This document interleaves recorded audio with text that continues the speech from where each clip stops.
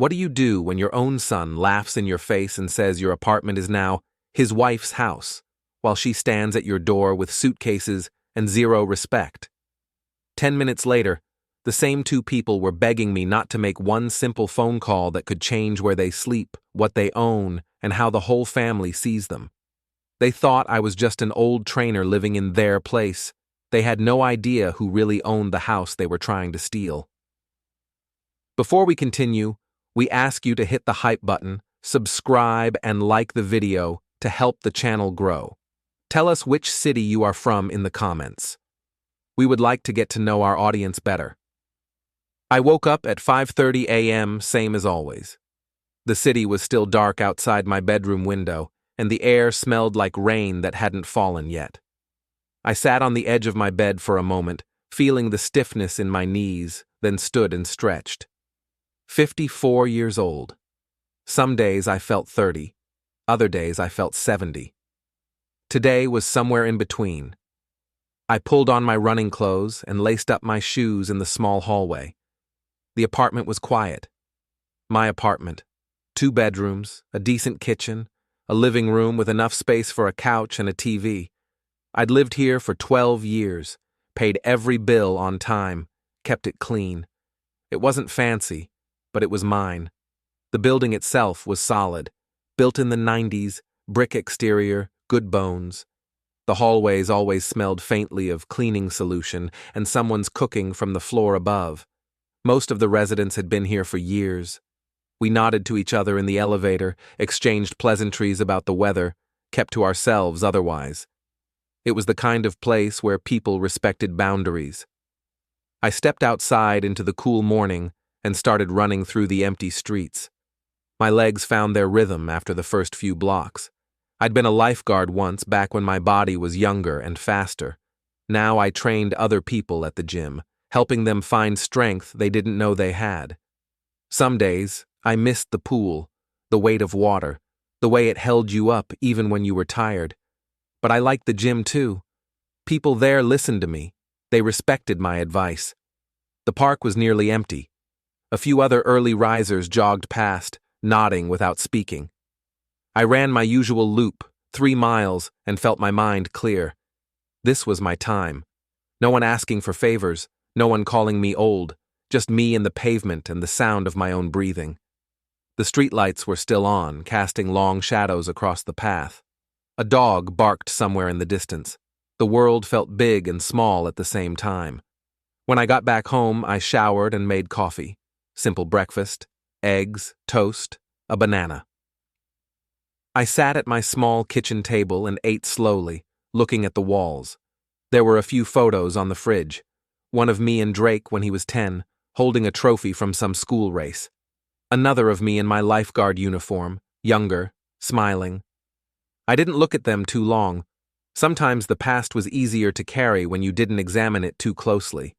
At the gym, I had 3 clients scheduled back to back. The first was a woman in her 30s trying to get stronger after an injury. She'd hurt her knee in a running accident 6 months ago and was finally cleared to start training again. I worked with her on balance and stability, watching her form, correcting small mistakes that could lead to bigger problems later. She thanked me twice before leaving. The second was a college kid who wanted to bulk up. He was skinny, eager, and didn't know how to pace himself. I kept having to slow him down, remind him that progress took time. He listened, mostly. At the end of the session, he asked if I'd been a trainer my whole life. I told him no, that I'd done other things first. He nodded like that made sense. The third was a man my age who just wanted to move without pain.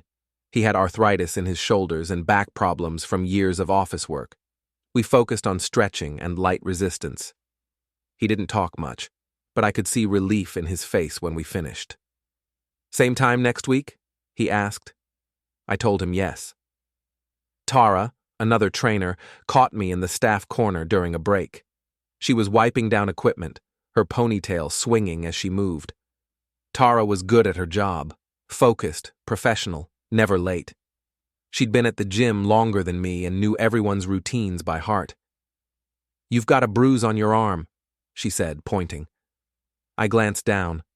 There was a dark mark near my elbow, probably from when I'd carried those heavy boxes up to Drake's car last week. He'd needed help moving some furniture he'd bought online. I'd spent 2 hours loading and unloading while he stood around talking on his phone. At one point, I'd banged my arm against the car door. Drake hadn't noticed. "Yeah, helped my son with some stuff," I said. Tara shook her head, grinning. "You work harder for your family than you do for your clients. That's saying something." I laughed it off, but the comment stayed with me. She wasn't wrong. After work, I stopped by the building lobby to check my mail. A few neighbors were standing near the entrance, chatting. I recognized Mr. Calloway from the 3rd floor and Mrs. Deng from across the hall. They were talking to Drake and Elin, who were carrying shopping bags and looking pleased with themselves. Elin had on a new coat, something with a designer label visible on the sleeve. Drake wore sunglasses even though it was overcast outside. "Congratulations on finally getting a place in this building," Mrs. Deng said brightly. "It's such a nice location." Elin smiled, her teeth white and perfect. She was wearing a new jacket, something expensive looking. "Thank you. We're so excited. It's been a long time coming." I stood there, mail in hand, invisible. They didn't even glance at me. Drake laughed at something Mr. Calloway said, and they all turned toward the elevator together. I followed a few steps behind, quiet as a shadow. In the elevator, Elin was talking about a brunch place she wanted to try, somewhere downtown with a waiting list. Drake agreed enthusiastically. I stood in the corner and watched the floor numbers light up one by one. Upstairs, I unlocked my door and let them in. Elin immediately started pointing at the walls, her voice high and energetic. "We'll put the new couch here," she said, gesturing toward the living room. "And I think we can replace that old TV stand with something modern. Maybe a floating shelf system." Drake nodded, hands in his pockets. "Yeah, and we can repaint. This beige color is so outdated. Maybe something gray, or that trendy sage green everyone's doing now." I set my keys on the counter and said nothing. They didn't ask what I thought. They never did. Elin walked around the room like she was measuring it with her eyes, pausing to take photos with her phone. Drake opened the fridge and grabbed a soda without asking, then sat on the couch and put his feet up on the coffee table. "Dad, you should really start thinking about other options for yourself," Drake said, turning to me. His tone was casual, like he was suggesting I try a new restaurant. "This place is pretty big for just one person." "Other options?" I repeated. "Yeah, something smaller, easier to manage. There are some nice senior apartments across town, close to a gym even. They have activities and stuff. You wouldn't be alone all the time." Elin walked over and touched the wall by the window, her fingers tracing the paint. "It just doesn't make sense for you to waste all this space. You're only one guy, and you're gone most of the day anyway. We could really use it. We're cramped where we are now." I felt something tighten in my chest, but I kept my face neutral. "I'll think about it." "That's all we're asking," Drake said, taking another sip of soda. "Just think about it." They stayed for dinner. I made pasta and we ate at my small table. Elin complained the entire time about their current rental. Too dark, too small, too far from the places she liked to shop. She said it loudly, like she was performing for an audience. Drake nodded along, occasionally adding his own complaints about the parking situation or the noisy neighbors. "We're spending so much on rent," she said, waving her fork. "It's ridiculous, especially when there's space right here that's not being used properly. It's such a waste." Drake nodded in agreement, shoveling food into his mouth. "It's just smart planning, Dad.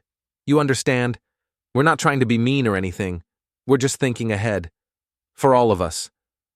I nodded and kept eating. The pasta was good, but I barely tasted it. I watched them talk, watched the way Elin gestured with her hands, the way Drake leaned back in his chair like he owned the place. They were comfortable here. Too comfortable. After they left, I cleaned up the dishes alone. The apartment felt quieter than usual.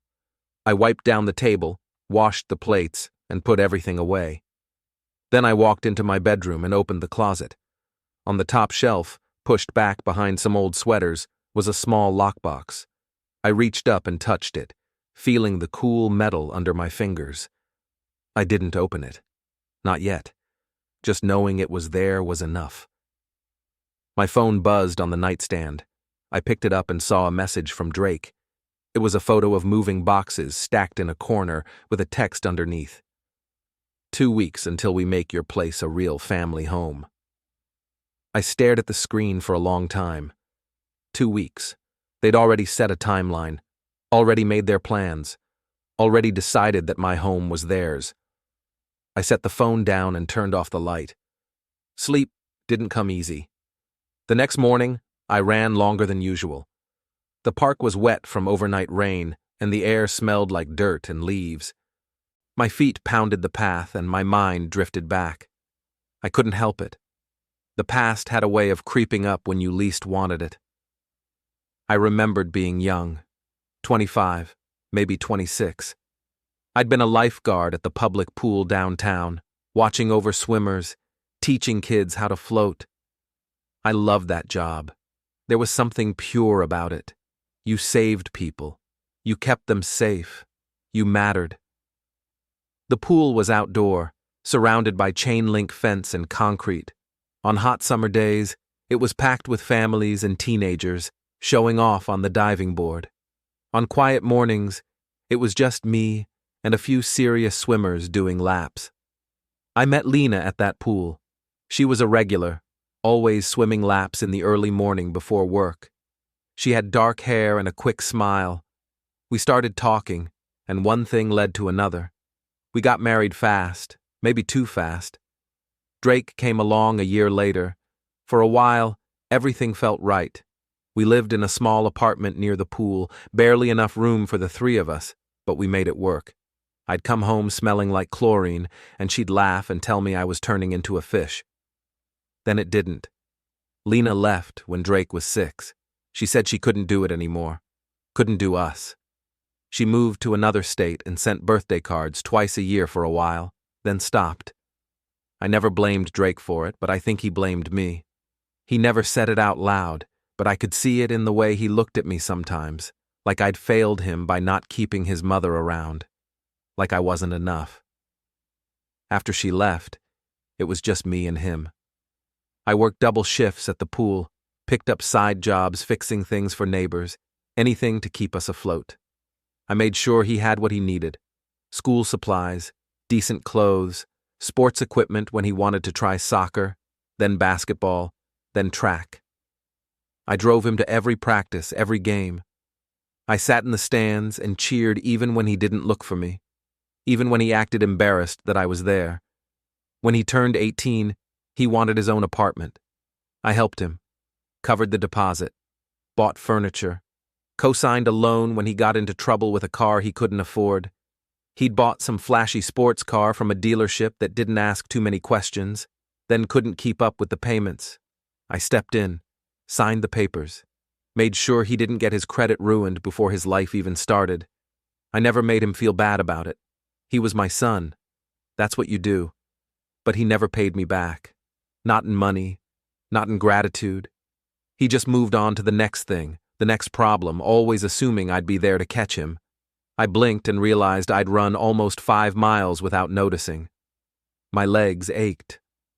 I turned around and headed home, the sun beginning to rise behind me, casting long shadows on the wet pavement. Later that afternoon, Drake called and asked if I could come over to his place. He and Elin needed help with something. I grabbed my keys and took the bus across town. The ride took 40 minutes. I sat near the back and watched the city go by, storefronts, parks, people walking dogs, lives I knew nothing about. Their rental apartment was in a newer building, but the place was a mess. Clothes on the floor, dishes piled in the sink, expensive gadgets on every surface, a huge TV, a sound system, gaming consoles, a coffee maker that looked like it belonged in a cafe. Elin was sitting on the couch, scrolling through her phone. She didn't look up when I walked in. "Hey, Dad," Drake said, barely looking up from his own phone. We need you to move that bookshelf. It's too heavy for us. I moved the bookshelf. It was solid wood, heavier than it looked. I had to empty it first, carrying armfuls of books and decorative objects to the other side of the room. Then I helped them rearrange the living room. Then I carried out 3 bags of trash they'd been meaning to take down for who knows how long. The whole time, Elin kept talking about how small and dark the apartment was. "I can't wait to get out of here," she said, not to me, just into the air. "Your dad's place is so much better, more light, better layout, closer to everything, closer to the restaurants I like, the shops, everything." Drake nodded. "Yeah, it's perfect for us. Way more space, and the neighborhood is better too, more our style." I didn't say anything. I finished helping and left. They didn't offer me water, didn't ask if I was tired, didn't thank me. I took the bus back home in silence. At the gym that evening, Tara caught me in the locker room. She was packing up her bag, getting ready to leave. The locker room was quiet, just the hum of the ventilation system and the distant sound of weights clanking in the main gym area. "You've been taking extra classes lately," she said. "Trying to save up for something?" I shrugged. "Just keeping busy." She gave me a look, like she didn't quite believe me, but she didn't push. "Well, don't work yourself into the ground. You're good at what you do, but you're not 20 anymore. None of us are." I smiled. "Thanks for the reminder." "I'm serious, Mason. You're one of the best trainers here. Don't let anyone make you think you're not." I nodded, surprised by the sincerity in her voice. "I won't." When I got home, I sat on my bed and pulled out an old folder from the closet. It was thick, stuffed with papers. Some were yellowed at the edges. I flipped through them slowly, not really reading, just remembering. Documents, agreements, plans I'd made years ago after Lena left, and I realized I couldn't trust anyone to take care of me except myself. I'd learned the hard way that family didn't always mean safety. Sometimes it meant the opposite. I closed the folder and hid it again, pushing it back behind the sweaters. Then I lay down and stared at the ceiling. The apartment was quiet except for the faint sound of traffic outside and someone's TV playing through the wall. My phone buzzed. It was a voice message in the family group chat, the one Drake had made months ago. I played it once, then wished I hadn't. Elin's voice was bright and cheerful. "After we make the place official, we can finally stop worrying about his mood and his old stuff. It'll be so much easier. We can just do what we want." I heard Drake laugh in the background. "Yeah, finally." I played the message again. Then a third time. Each time, the words felt sharper. They weren't even trying to hide it anymore. They talked about me like I was an inconvenience, a problem to be solved. I set the phone down and closed my eyes. Sleep didn't come easy that night.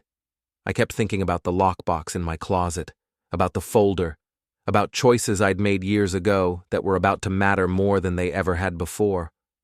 When I got home from work the next day, I found Elin inside my apartment.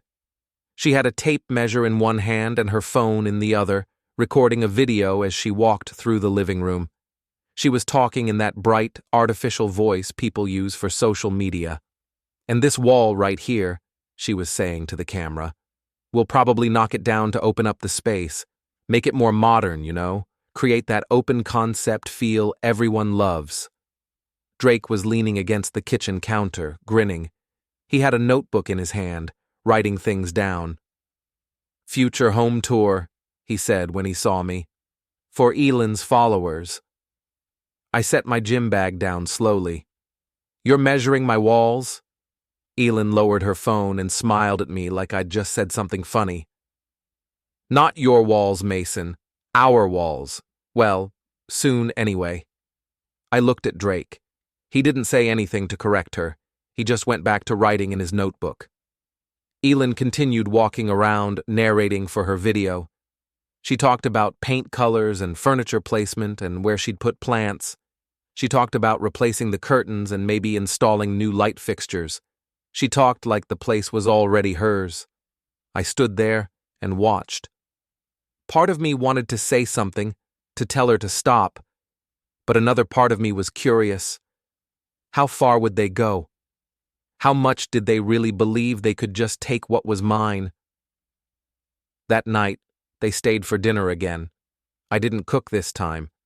Drake ordered takeout, and we ate in the living room because Elin wanted to test out the space for a new table she'd been looking at online. She showed me pictures on her phone, a huge glass table that would take up most of the room. "This is the one," she said, zooming in on the image. "It's perfect, modern, elegant, seats 8.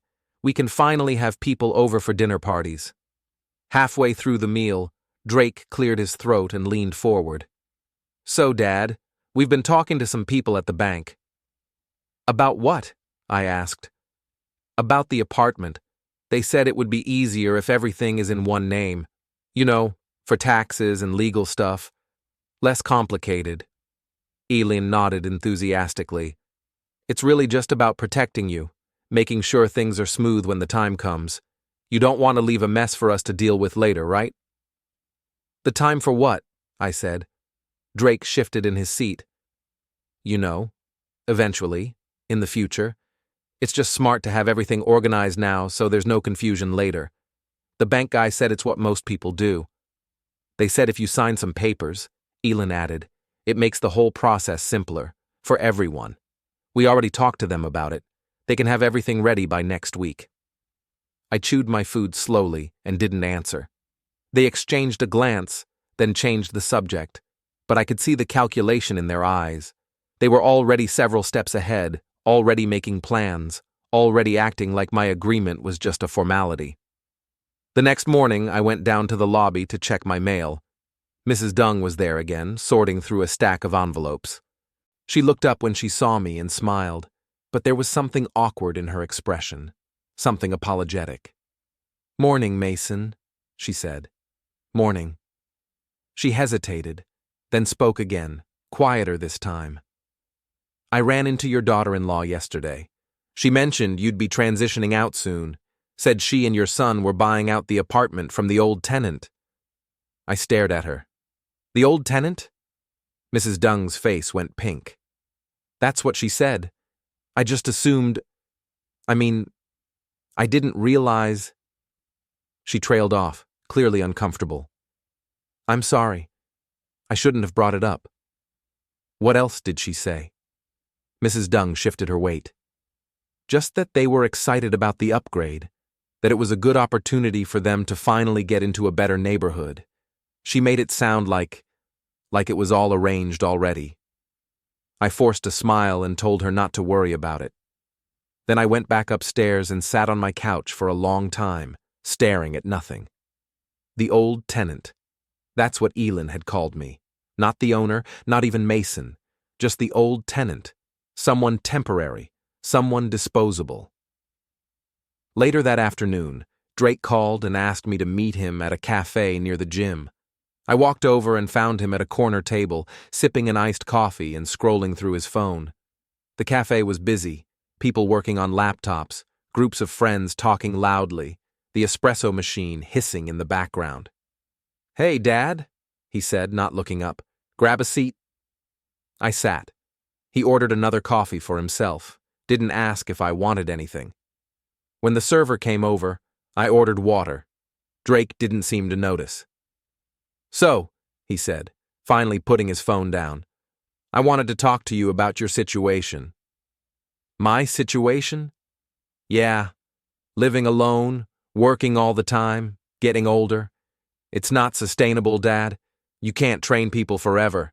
Your body's going to give out eventually. You're already 54. How much longer can you really keep this up?" I didn't say anything. He leaned back in his chair, casual, like he was doing me a favor. Elin and I were thinking. There's a place out in the suburbs, near a cheaper gym. Small room, but it's all you'd need. You could keep working part-time and you wouldn't have to worry about maintaining a big apartment. No more property issues. No more dealing with the condo association. None of that. "You want me to move to a small room in the suburbs?" I said. It's smart, Dad. Practical. You're alone most of the time anyway. And honestly, living by yourself at your age, it's not safe. What if something happens? What if you fall or have a medical emergency? Who's going to help you? You, I asked. He blinked. Well, yeah. But it would be easier if you were somewhere designed for people your age. Somewhere with staff. They have emergency buttons and everything. Something inside me switched off. Or maybe it switched on. I wasn't sure. I looked at my son, at his expensive watch and his new haircut and the confidence in his eyes, and I realized he didn't see me as a person anymore. Just an obstacle, an old man in the way of what he wanted. I nodded slowly. I'll think about it. Good, he said, picking up his phone again. I knew you'd understand. You've always been reasonable. I left the cafe and walked for a while, letting my feet take me wherever. Eventually, I stopped on a corner and pulled out my phone. I scrolled through my contacts until I found the name I was looking for, Nora Kay. I stared at it for a long time. My thumb hovered over the call button, but I didn't press it. Not yet. I wasn't ready. Or maybe I was waiting for them to push just a little bit further, to cross one more line so I could be absolutely sure. A notification popped up on my screen. It was from the building management. Reminder, condo association meeting, upcoming changes to residency rules. I read it twice, then put my phone away and headed home. The meeting was in 2 weeks, the same timeline Drake had mentioned. I didn't think that was a coincidence. At the gym the next morning, Tara found me in the staff corner after my first session. I was wiping down equipment, moving slowly, thinking about too many things at once. The gym was busy, weights clanking, treadmills humming, people grunting through their sets.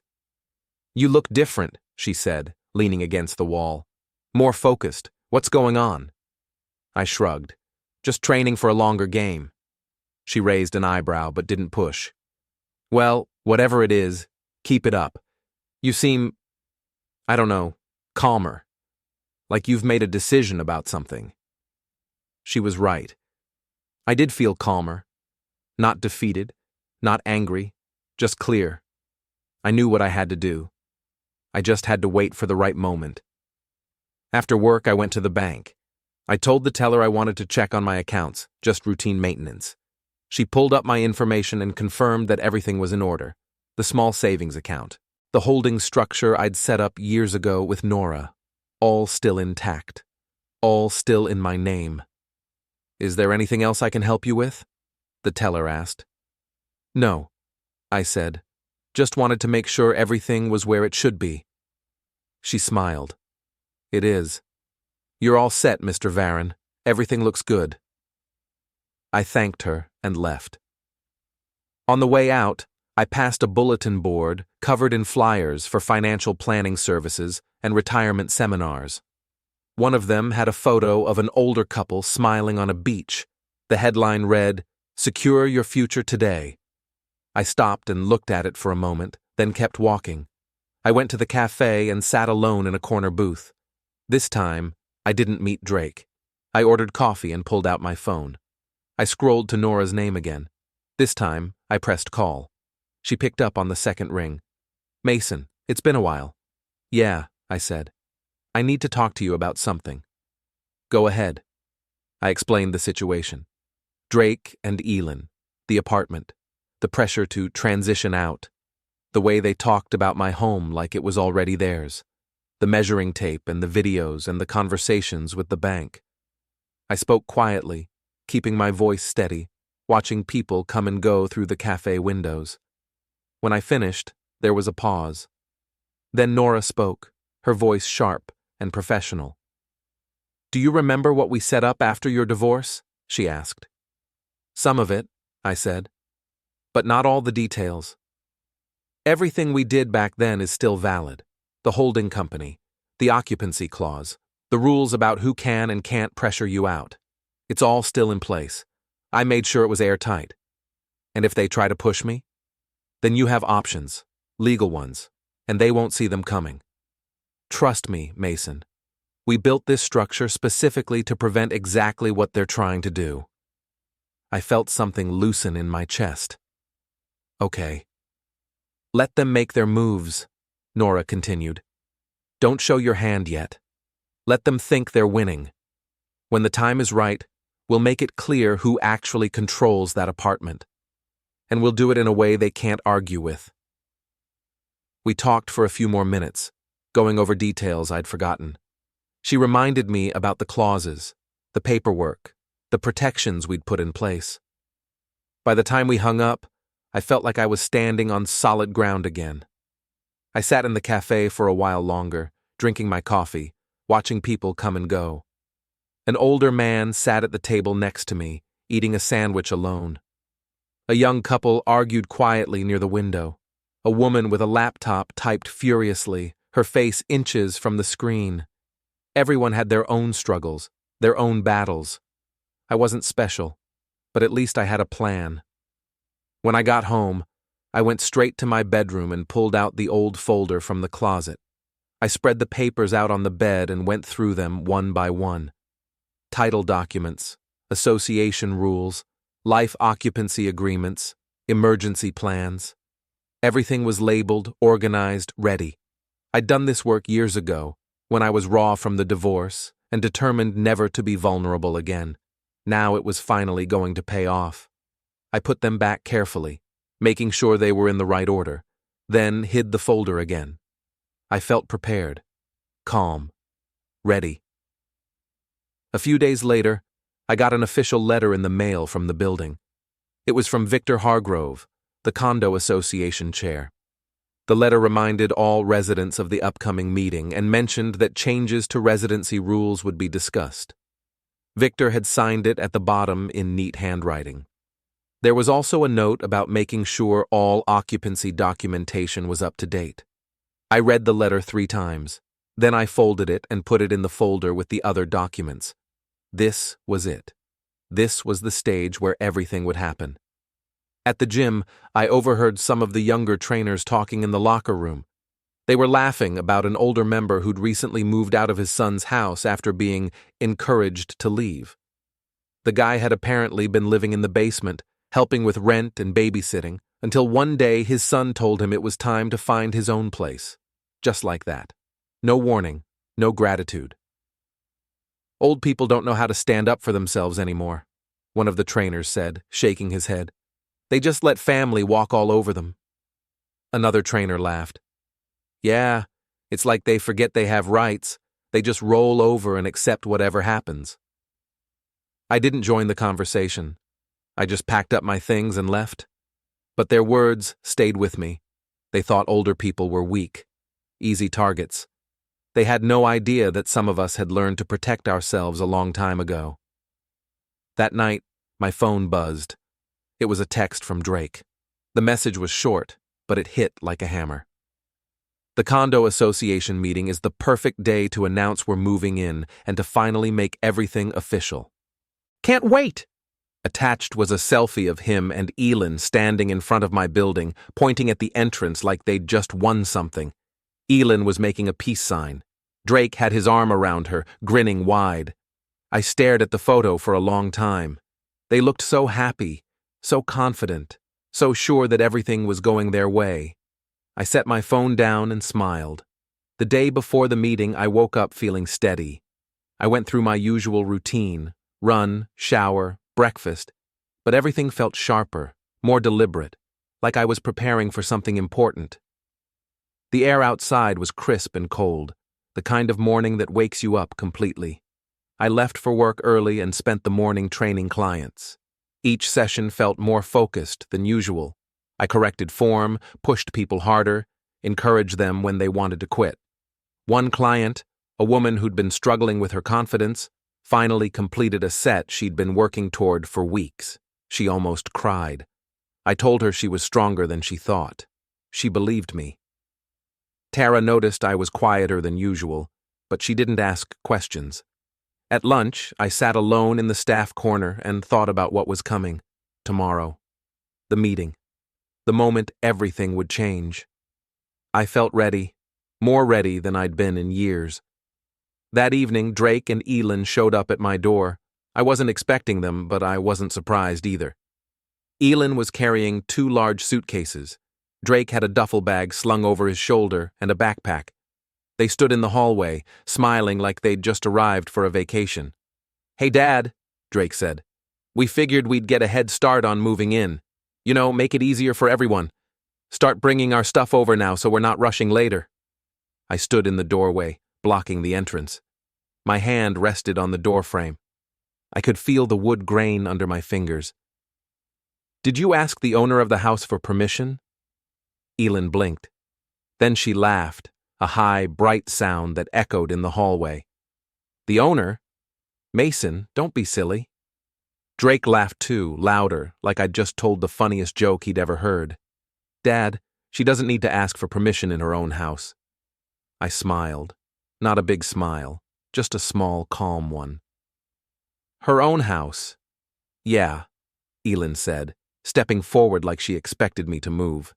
She looked past me into the apartment, already planning where to put things. "Come on, let us in. We've got a lot to unpack. The movers are coming tomorrow with the rest."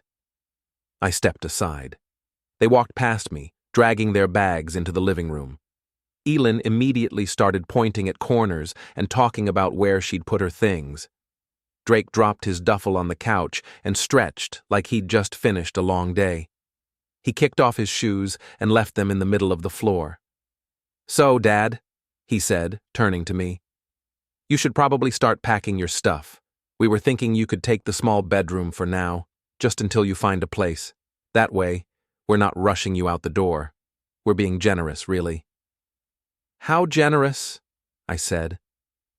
Elin pulled a small decorative vase out of one of her suitcases and set it on the coffee table. Then she pulled out candles, throw pillows, and a framed print of some abstract art. "I brought a few things to make the place feel more like home. You don't mind, right?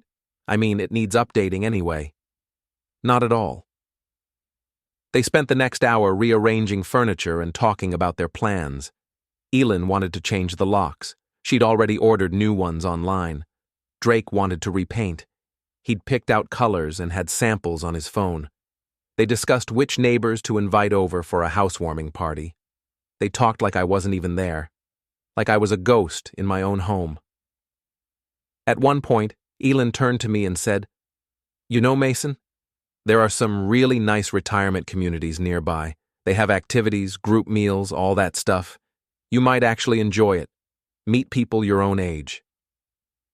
"I'll keep that in mind," I said. Drake checked his watch. It was expensive, something Elin's parents had probably bought him. "Oh, and Dad, we're planning to make an announcement at the condo meeting tomorrow, just so everyone knows what's happening. We already told a few neighbors that you're transitioning out soon. Didn't want people to be confused." "Did you?" I said. "Yeah. It's better to be upfront about it, you know. No surprises, everything clean and official." I nodded slowly. "That's smart. Transparency is important." Elin grinned. "Exactly. I'm glad you understand. This is going to be so much better for everyone." I walked over to the window and looked out at the street below. The sun was setting, casting long shadows across the pavement. People were coming home from work, walking dogs, carrying groceries. Normal life. "If you want everything to be clear, you should definitely come to the meeting. Both of you. Sit in the front row. Make sure everyone hears what you have to say." Drake exchanged a glance with Elin, then nodded. "We will. It's our place now. We should be there." "I agree," I said, "and I'll clarify my position too." "Your position?" Elin asked, tilting her head. "What position?" "Just some procedural details, building rules, that sort of thing. Nothing complicated." She shrugged. "Whatever, as long as it doesn't take too long. I have plans tomorrow night, dinner with friends. I want to tell them about the new place." They left a little while later to finish packing at their place. I stood in the living room and looked at the vase Elin had left on the coffee table. It was ugly, cheap ceramic painted to look expensive. Then I picked it up and set it on the floor by the door. That evening, I took the bus across town, not going anywhere in particular. I just needed to move, to think. I sat near the back and watched the other passengers. An older woman with a plastic bag full of groceries, her hands shaking slightly as she held on to the pole. A man in a worn jacket staring at his phone, his face illuminated by the screen. A teenager slouched in the back, headphones on, eyes closed, probably listening to music I wouldn't understand. I thought about how easy it was to become invisible, how quickly people stopped seeing you once you reached a certain age, how many older people sat alone in small rooms, pushed out by family who didn't care, forgotten by a world that moved too fast. The bus passed by a senior center, and I saw people sitting inside through the windows, playing cards under fluorescent lights. Some of them looked happy. Others looked like they were just waiting. I almost became one of them. Almost. When I got home, I checked my phone. There was a message from Nora. All set for tomorrow. Let them speak first. Give them enough rope. I read it twice, then set the phone down and went to bed. For the first time in weeks, I slept through the night without waking up once. The meeting room in the building was bigger than I expected. Rows of chairs faced a long table at the front where Victor Hargrove sat with a few other association board members. Residents trickled in slowly, chatting in low voices, finding seats.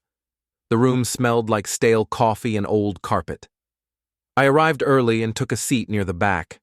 Drake and Elin showed up a few minutes later, both dressed like they were going to a job interview. Elin wore a blazer and heels. Drake had on a button-down shirt. They walked to the front row and sat down, whispering to each other and glancing around the room like they owned it. Victor called the meeting to order at exactly 6 o'clock. He went through the usual announcements: building maintenance, parking rules, upcoming repairs.